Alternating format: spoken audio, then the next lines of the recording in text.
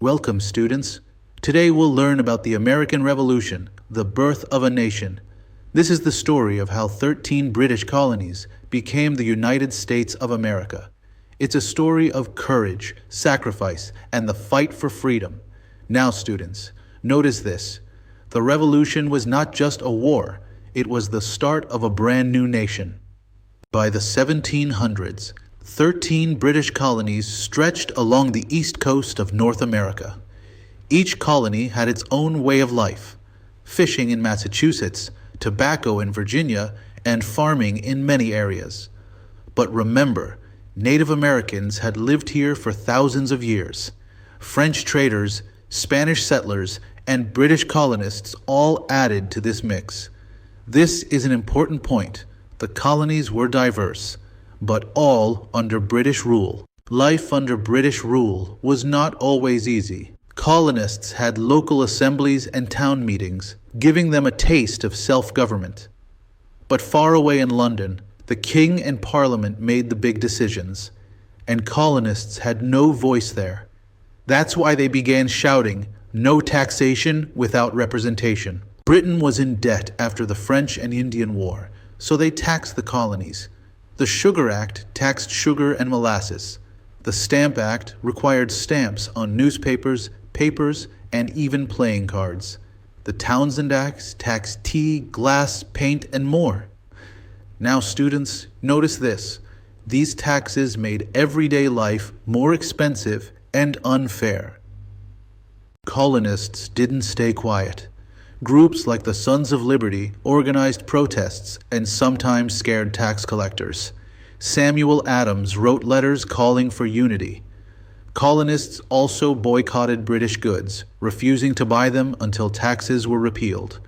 This is an important point. Boycotts showed colonists had economic power too. On March 5, 1770, tensions exploded in Boston.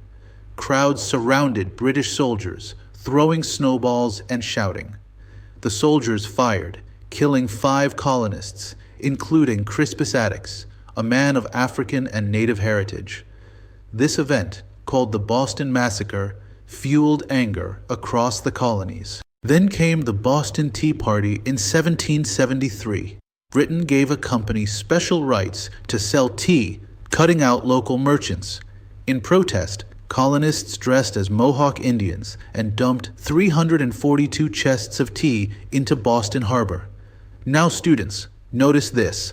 This bold act led Britain to punish the colonies with the harsh, intolerable acts. The Revolution officially began in 1775 at Lexington and Concord. British soldiers marched to seize weapons, but local Minutemen stood ready. Shots were fired, later called the shot heard round the world. By day's end, the British were forced back to Boston under heavy colonial fire. This is an important point. The fight for independence had begun. Let's meet some key figures. George Washington became commander of the Continental Army. King George III refused to give the colonies independence. Samuel Adams organized protests like the Boston Tea Party. Now, students, notice this. Leaders on both sides played huge roles in shaping the revolution. On July 4th, 1776, the colonies declared independence. Thomas Jefferson wrote most of the Declaration of Independence. It listed 27 complaints against King George, like unfair taxes and blocked trade. But most importantly, it said people have rights to life, liberty, and the pursuit of happiness. This is an important point. Governments exist only with the consent of the people. There were major turning points in the war. At the Battle of Saratoga in 1777, colonists defeated a British army, convincing France to join their side.